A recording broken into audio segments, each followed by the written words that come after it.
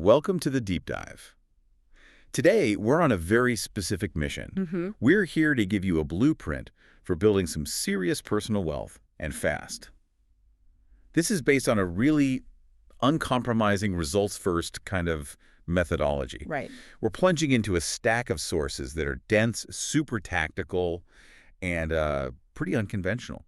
The whole idea is to skip the fluff, skip the formal stuff and get right to the nuts and bolts. That's exactly it. I mean, if you're looking for a theoretical chat about, like, portfolio diversification or the kind of definitions you'd get in a college textbook, This isn't it. this is not the deep dive for you. The material we're looking at, it comes from the real-world playbook of a self-taught millionaire, someone who built his fortune through just relentless action and using very specific financial tactics.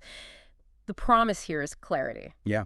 This is the instruction manual if you want to be wealthy quickly, not just, comfortable someday. And the paradox that just hits you right at the start, the thing that really sets the tone here, is the author's own background. Oh, it's amazing. He's a high school dropout, Mm-hmm. and he travels the country giving these wealth-building seminars. So you look at who's in the audience. What do you think the percentage of college-educated people is?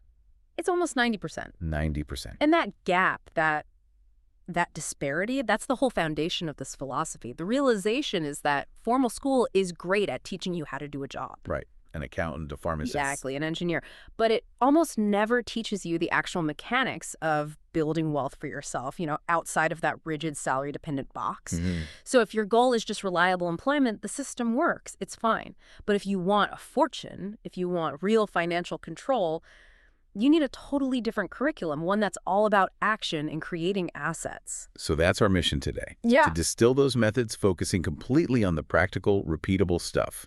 And before we even touch the first dollar, the material just slams you with the biggest obstacle, the one that, conventional analytical education builds right into your brain. And that obstacle is something the source calls the paralysis of analysis. Right. And just think about it for a second. Highly educated people are trained to find the flaws in something, right? To research every little caveat, to figure out every single reason why something won't work. It's that fear avoidance reflex, but just amplified by overthinking it. And that paralysis just eats up your time, your energy, become the main thief of opportunity. Exactly. While you're spending weeks, maybe months, preparing for the quote-unquote perfect moment to act. The window just slams shut. It's gone. Wealth is built by movement, not by sitting around preparing forever. Okay, so let's unpack that foundation. Yeah. And we have to start with this concept that basically measures and honestly defines mediocrity. It's called the 95% rule. It's brutal, but it's very simple. Yeah. The 95% rule just says that 95% of the population is sort of plodding along. They're content with secondary success, watching other people do things. They're wish makers, not goal setters. That's the perfect way to put it. They're defined by negativity.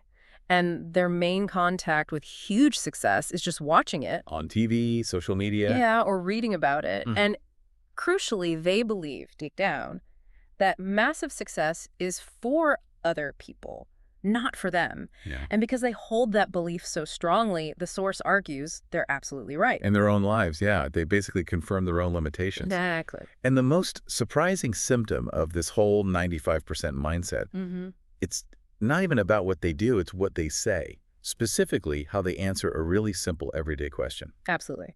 The fastest way to spot someone in the 95% is to just ask them, how are you? And the replies are almost always lukewarm, resigned, or just straight up negative. I'm surviving, getting by. Can't complain.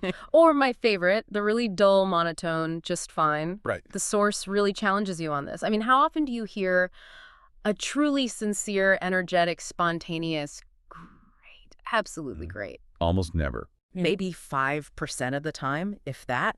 And that little linguistic habit, it just reflects this subconscious expectation of mediocrity. So the first tactical move, the immediate fix, is a conscious change in your attitude. And the material really hammers this home. Attitude is the one thing you have 100% control over all the time. That's the core belief. It's central. You can't control the weather, you can't control the economy, you can't control what some difficult client is going to do, but you can absolutely control your attitude about all of those things. And if you let negativity control your attitude, well, it's eventually going to take over your circumstances. It just saps your motivation, it hides the opportunities. And the specific language shift they recommend is just a bit intense. It's to consciously use the word great Mm-hmm. and to mean it, even when things are objectively terrible. Yeah, that's the hard part for So people. let's dig into that. I mean, if you break your leg, the source says you should tell people it's the greatest broken leg you've ever had. Right. That sounds, it sounds absurd, maybe a little delusional. So how does forcing that positivity actually help you make money instead of just, masking a real problem? That's a fair challenge, and it's not about denying reality. The point isn't to pretend your leg isn't broken. It's about controlling your internal response to that reality. Okay. The goal is, it's like neuro reprogramming. By forcing yourself to have that positive response, you stop your brain from slipping into that learned helplessness of the 95%. It's you're breaking a pattern. You're breaking a pattern. If you're constantly saying negative things, your brain just reinforces the neural pathways that support being a victim, that support inaction.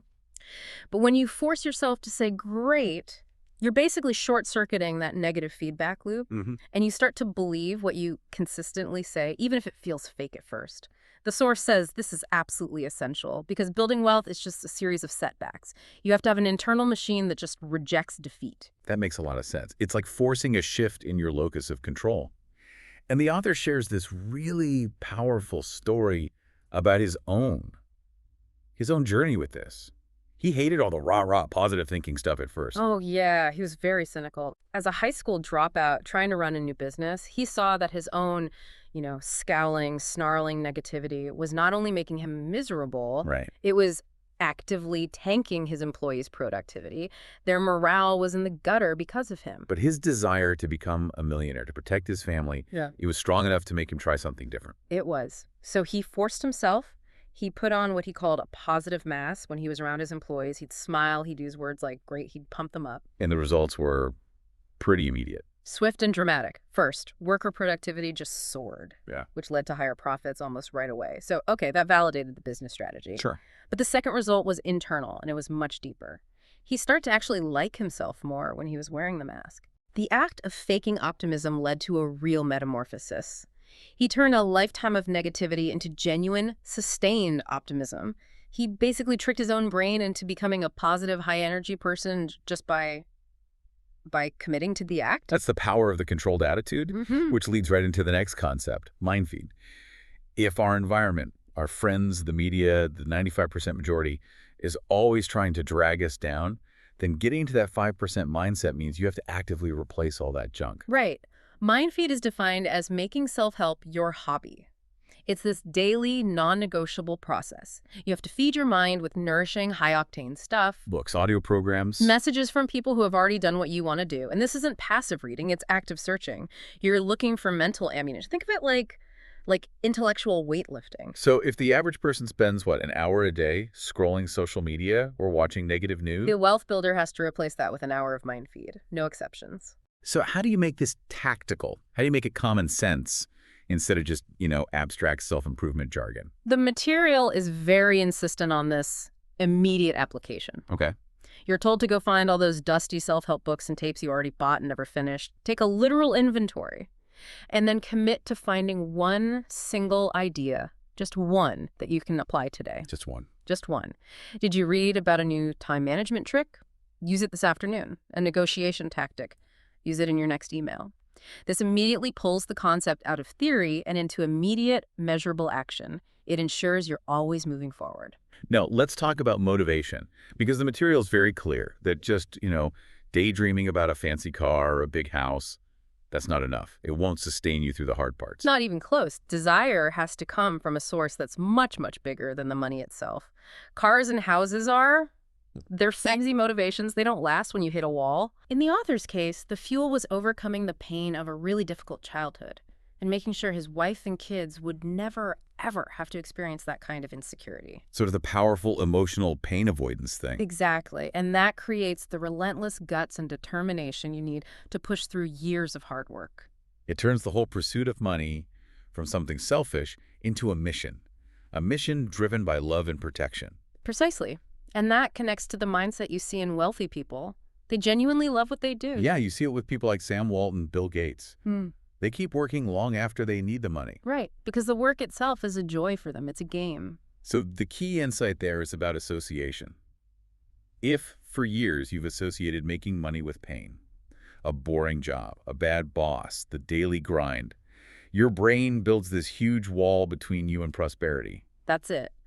But once making money becomes a hobby, something you find really engaging and fun, suddenly getting up at 4:30 in the morning is easy. Yeah. You don't toss out the time clock because you're lazy. You toss it out because you're enjoying yourself so much you want to start early. And you realize you're making way more money in less time. So you choose a vehicle you love, you feed your mind with positive stuff, and you tie it all to a powerful emotional purpose. That's the mental foundation. Without it, none of the other strategies are even possible. Okay, the mental prep is done. Let's get into the practical first steps. We're always told you need, what, $1 million? $5 million to be financially independent. But the source completely redefines financial independence, or FI, in a much more manageable way. It's all about mobility.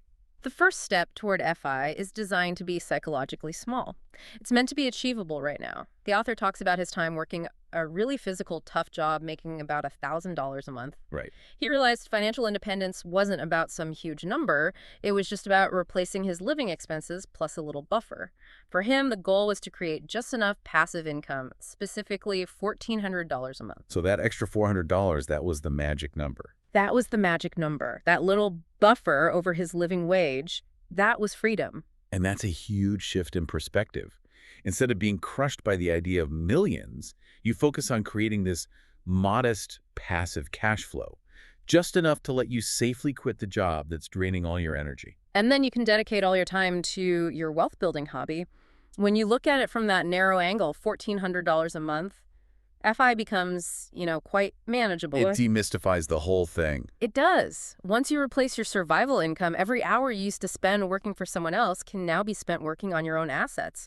That acceleration of time, that's what leads to rapid wealth. And once you have some initial income flowing, the next critical lesson is understanding how money really grows.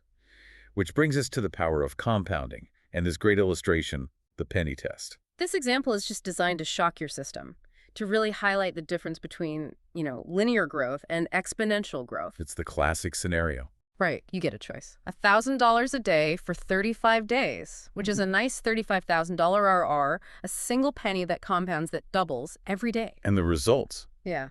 they're just staggering. Anyway, Because the growth doesn't feel real until the very, very end. that's the psychological trap, isn't it? Yeah. By day 20, the person who took the $1,000 a day is way ahead. They've got $20,000. Mm-hmm. Meanwhile, the penny is only at about $5,242. By day 25, the penny is finally starting to catch up. It's at $167,000, while the other person is at $25,000. But those last 5 days, Explosive. totally explosive. By the end of the 35 days, that single penny has grown to over $343 million. $343 million. So the lesson isn't really about the math, which is simple enough. It's about the financial discipline you need to let that compounding happen. Because most people kill the formula. They reward themselves way too soon. Exactly. Let's talk about the psychology of that. By day 26 or 27, you've got hundreds of thousands of dollars sitting there. Right. Your car breaks down, you want a vacation. You feel you deserve it. So you reward yourself with consumer goods, jewelry, cars, trips. But taking that money out, it resets the whole process. It stops the exponential curve dead in its tracks. So what's the tactical advice then? You have your first big win, say 10 grand in profit. How do you stop yourself from immediately falling for that instant gratification trap? The source is just insistent. You have to adopt the mindset that until the money tree is huge, like day 30 in the penny example, when spending a few thousand is basically irrelevant to the growth, you do not touch the seed capital. You see it as fertilizer, not income. Exactly. You reinvest 100% of it into the next deal, which then grows even faster because your capital base is bigger. Discipline means seeing profit as working capital, not spending money. Okay, so if you're disciplined, how do you get that initial seed capital in the first place? Especially if you're starting with very little cash or maybe bad credit like the author was. The answer is leveraging other people's money, OPM. OPM is fundamental if you want to scale up fast. And the source gives this really practical, repeatable blueprint for beginners to build borrowing credibility. It starts with the passbook signature loan technique. This is a great low-risk way to start building a financial reputation, so walk us through the exact steps. First, you find a local, aggressive community bank. Not one of the big national chains where you're just an account number. You open an account with a decent deposit, say $1,000 or $2,000. A week later, you schedule a formal meeting with the branch manager. A meeting, not just a phone call. A formal meeting. You have to meet the decision maker. You go in and you inquire about their services, their lending goals. Then, at the end of the meeting, you request a short-term $1,000 passbook loan, which is 100% secured by your own deposit. So the bank has zero risk. They're just happy to do the paperwork. Precisely. And the whole purpose of this, what seems like a pointless loan, is that you repay it promptly, maybe in 60 or 90 days. And that establishes a history. It establishes a borrowing history, credibility, and most importantly, a relationship with that manager. You've gone from being an unknown customer to a responsible borrower. That little safe step, that's your passport to wealth. And this leads directly to the shift from consumer thinking to commercial thinking. The source says this is the core difference between the 95% and the 5%.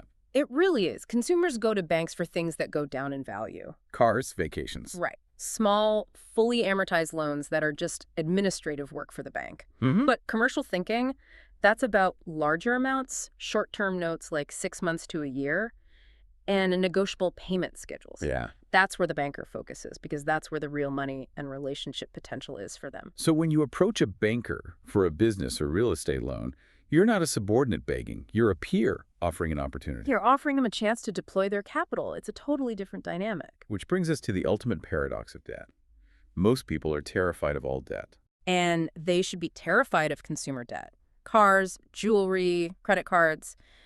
It's always a net loss. The assets depreciate, the interest is high. The source is very clear. You should only use totally disposable income for that stuff. But the contrast is so stark when you just change the purpose of the debt. When you use it for appreciating income-producing assets, like real estate. It's a game changer. You're leveraging other people's money to buy an asset that generates income. The income from that asset makes the payments for you, often with a surplus. So you get to live free while the asset appreciates and pays down the loan for you. The tenants are paying off your mortgage. Your tenants pay off your debt, and you get the appreciation and the tax benefits. That leverage is the financial machine that separates the 95% from the 5%. You have to learn to use debt as a tool, not a burden. Okay, we've got the mindset and the mechanics. Now for the vehicle itself, the source is adamant. Real estate is the simplest, fastest, most productive way for a beginner to generate a lot of cash quickly. So why real estate over, say, starting an online business or trading stocks? It's about active value creation and leverage. In the stock market, you're pretty much a passive observer, just hoping the market goes up. Right. In real estate, you can actively create value no matter what the economy is doing. You do it by fixing up distressed properties or just managing them better. You're not waiting for appreciation, you're forcing it. You're forcing it with your own effort and a bit of smart spending, and the leverage you can get is it's far greater and safer than almost any other investment out there. The analysis breaks down property types into low, middle, and upper income. And it reveals this really counterintuitive secret about low-income properties. This is a crucial tactic for early cash flow. While the purchase price for low-income real estate is obviously way lower than for middle or upper-income properties, the rents are often not proportionally lower, so the ratio of the rent you get versus the price you paid is often highest in low-income properties. Which makes them cash flow heavy. Tremendously cash flow heavy. They're easier to buy, they need less money up front, and they often produce the highest immediate return on investment because you get stable, high income relative to what you paid. So you're not looking for the prettiest asset. You're looking for the asset that spits out the most cash right now. Exactly. Cash flow is king when you're trying to hit that initial FI goal, that $1,400 a month. Let's talk about the ingredients for a super purchase. To guarantee you get a bargain, you have to look for very specific circumstances. It's never about the asking price. It's always about the combination of motivations. You're looking for at least 3 of these 4 things. Okay. 1, a distressed seller. This is number 1. They have to be under immense pressure to sell fast. Foreclosure, divorce, a partnership dissolving, some kind of personal crisis. High motivation. Their motivation means they'll be willing to hold a mortgage or accept creative terms or just sell at a deep discount. You have to dig and find the real painful reason they're selling because that's your leverage. Number 2. 2, a distressed property. This is the obvious stuff. Broken windows, overgrown lawn, needs paint, deferred maintenance. Most regular buyers can't see past the mess, so they skip it. Which lets you buy cheap and force the appreciation yourself. Right. 3 is a lack of management or owner interest. This is a goldmine. The source gives that classic example of the 20-unit apartment building in Georgia. It was owned by a bank CEO who lived hundreds of miles away and just wanted the headache gone. He didn't care about maximizing profit. He just wanted to eliminate the problem from his life. That's it. And the deal that came from that is just, it's astonishing proof that these opportunities are really out there. It is. A 22-year-old student, Scott, who is making $22,000 a year, he put only $9,000 down on that 20-unit building, and it generated $4,100 a month in positive cash flow. Wow, one deal. That one deal gave him financial independence and let him quit his job. It's the perfect example. He leveraged the seller's motivation. The bank CEO was desperate to sell. Scott saw a problem he could solve: bad management and cosmetic issues, with minimal cash but maximum energy.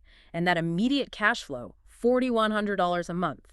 It meant he could start compounding way faster than his old salary ever allowed. Okay, now let's get into the most unconventional, the most tactical, and maybe the highest profit strategy in the whole source material: the contractor profit strategy. This is the one that let the author make $117,000 in spendable tax-free cash in his first year. We got to go into detail here. This strategy is it's masterful in how it uses financial structure.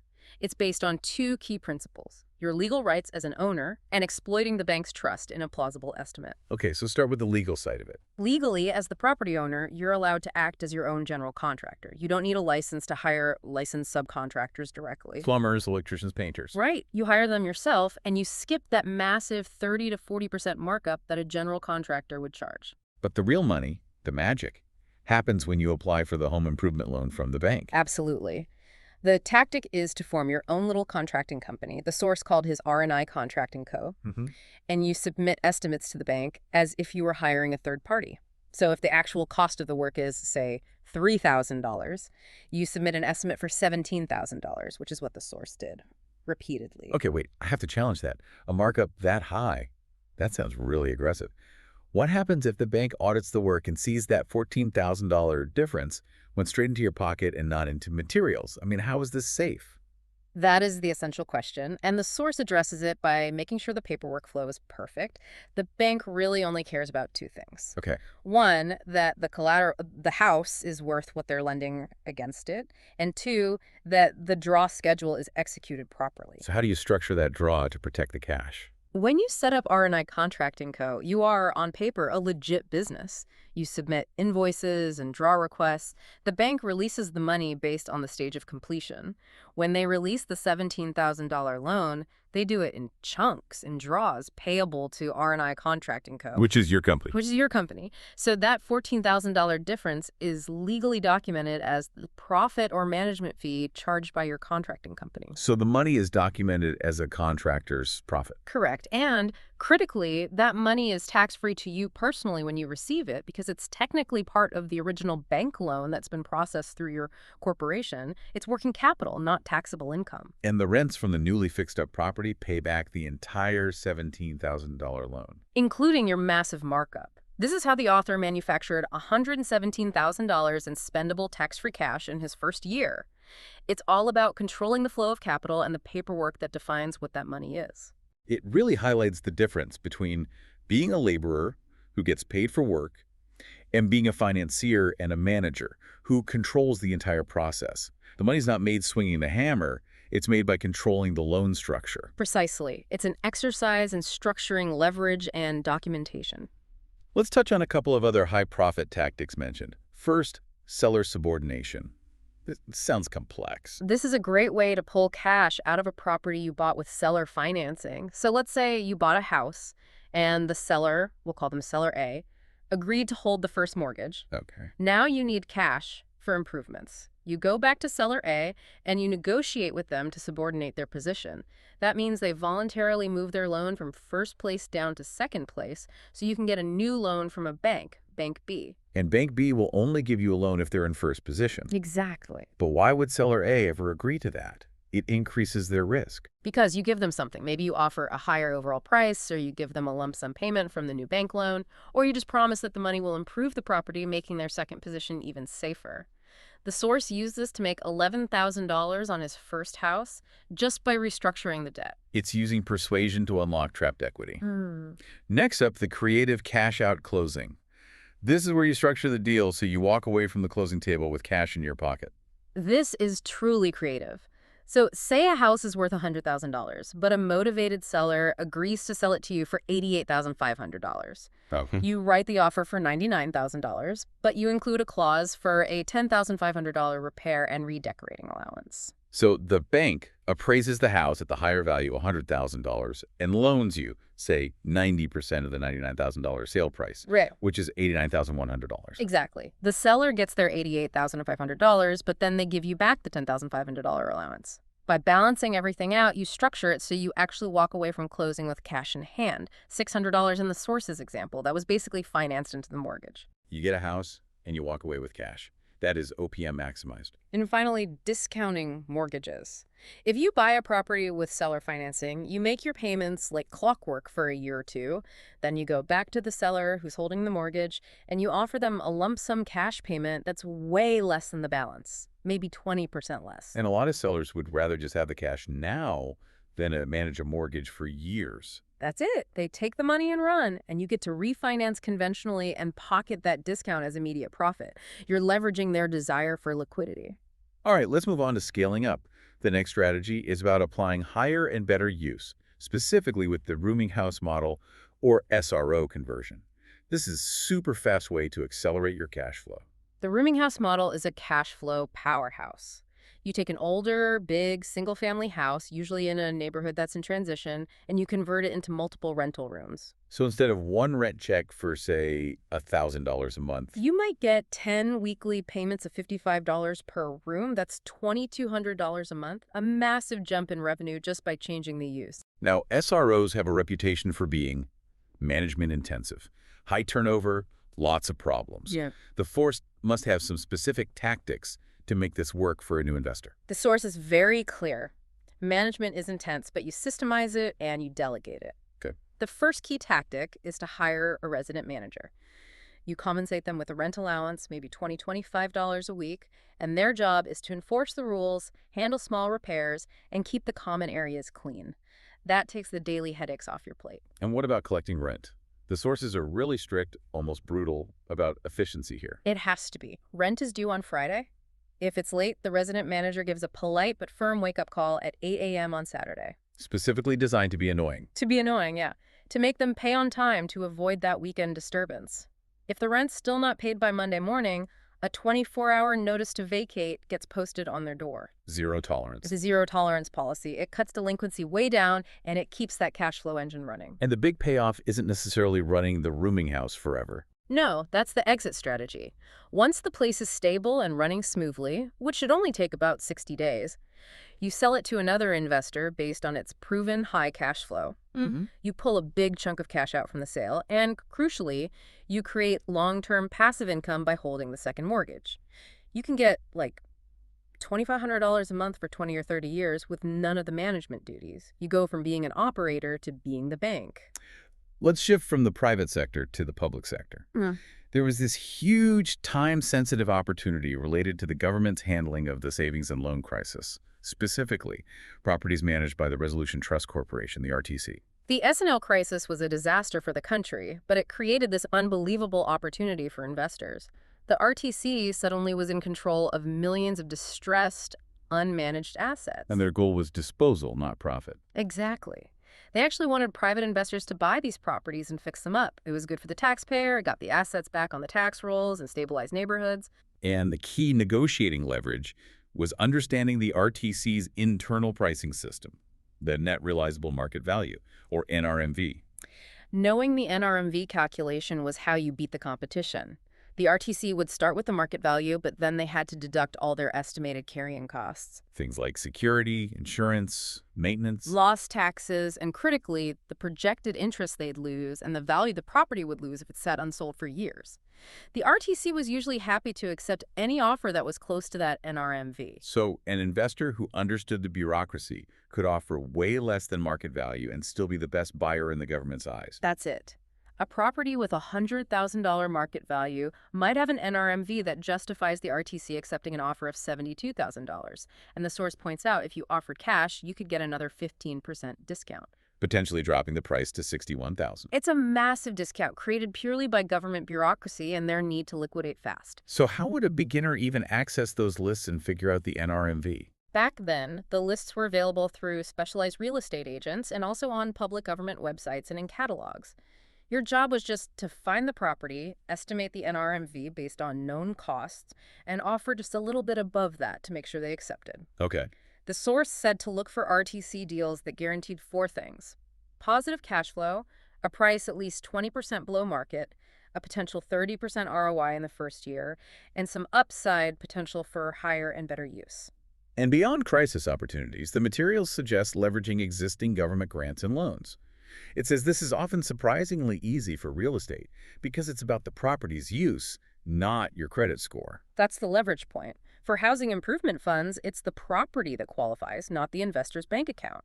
The government wants to improve low-income housing. So if you commit to putting low-income tenants in the fixed-up units for a few years, you can get significant grant money. The example given is just stunning. An investor bought 2 fourplexes and got $36,000 per property in grant money to fix them up, just because the properties qualified based on their location. Yeah. No personal financial statement, no credit check. And investors should also remember that local banks have Community Reinvestment Act CRA funds that they are legally required to invest in their local communities. Right. So if you're fixing up properties in these areas, you should ask the banker directly about their CRA funds. It shows you're a knowledgeable investor, and it can open up a source of really favorable loan terms. Finally, we need to touch on the difference between creating a job for yourself and creating a true business. The source is adamant on this. A job is something that stops paying you the minute you stop doing it. Even a high-paying job. Even a high-paying one. If you're a successful consultant, but you have to be there every day, you've just built yourself a nice job. A business is something you design, you staff, and you set up so that it generates passive income whether you're there or not. True wealth requires building a business or multiple assets that are structured for passive returns. If you're trading your time for money, you have a job. If you're trading a structure for money, you have a business. Okay, we've covered mindset, finance, the vehicle. But it all falls apart without this last piece, the sales in action imperative. The source says sales skills are absolutely essential, but it really separates that idea from the stereotype of the, slick, fast-talking con artist. Sales is redefined here. It's about providing positive leadership. It's about helping people, a seller, a banker, a contractor, do what they should do in a way that benefits everyone. You're providing the logic. You're providing the logical justification and the little push they need to make a good decision. And this skill applies to everything: getting a good loan, negotiating creative terms, even convincing your spouse to support your 5.0 a.m. work routine. So when you make an offer on a property and the seller objects, the 5% mindset doesn't see rejection. It sees an opportunity. Objections aren't rejection. They're just questions that lead to money. The prospect, whether it's a seller or a banker, is actually looking for the logic to justify saying yes. They need you to help them get over that last little mental hurdle. And the tactical approach for handling objections is key. It's non-confrontational, but very effective. Yes. The source says when you get an objection at the end, like, I need more cash or I need to think about it, you just question it back to them. So you repeat their words as a question. You just say, you need more cash, or you need to think about it. It forces them to justify their own objection. It turns it into a hot potato that they have to catch and explain. You never argue. You just gently persuade by making them explain why they shouldn't move forward, which they often can't do logically. And finally, this all connects back to the action imperative. The material is just ruthless about fighting paralysis. Fear, the imaginary monsters, that's natural. But indecision is the real thief of opportunity. The author felt this fear himself, even after his first big success. He thought, okay, the first one worked, but what if the second one doesn't? What if I lose all the money I just made? Sure. That fear is normal, but the powerful takeaway is that a bad decision is better than no decision at all. If you wait for the perfect moment, the perfect piece of information, you lose all chance of moving forward. Action creates data, even if it's negative data, and data is progress. And the single biggest trap, keeping the 95% from ever moving into the 5%, is the comfort zone. If you're comfortable just getting by, your house is okay, your car runs, the bills get paid, you have a reliable paycheck, you lack that immediate painful motivation you need to change your life, the comfort zone is where dreams go to die a quiet death. So you have to deliberately jerk yourself out of that routine. You have to establish a routine of wealth. And that means tactical, uncomfortable daily shifts, like setting up a dedicated office space, getting up early. You have to create non-negotiable productive time. Get up an hour earlier.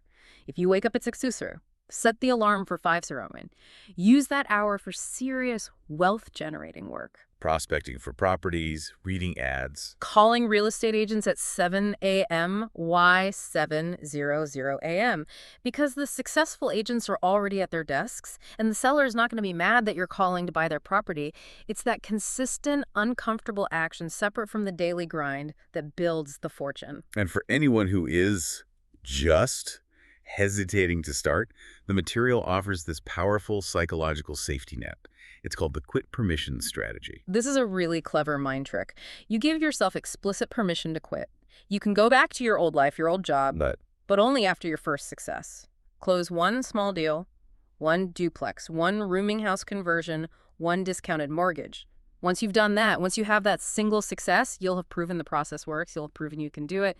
You'll gain that critical self-belief. And the source guarantees that once you have that win, you'll choose to keep going. Exactly. It neutralizes that paralyzing fear of failure by reframing the first step as just a short-term test, not some scary permanent commitment.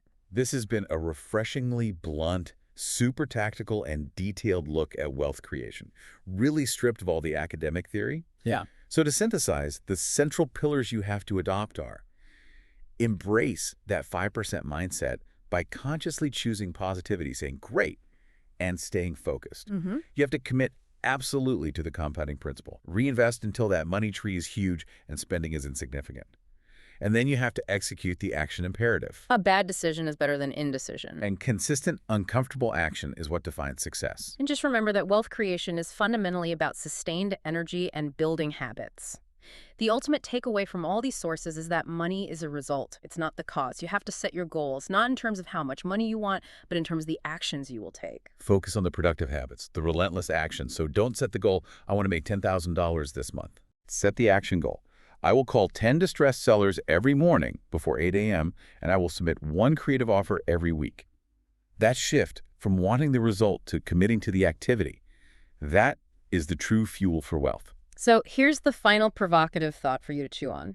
If you've already signed up for the gym by listening to this deep dive, what is the single, specific, uncomfortable action calling that banker? Setting the 5 a.m. alarm or submitting that first scary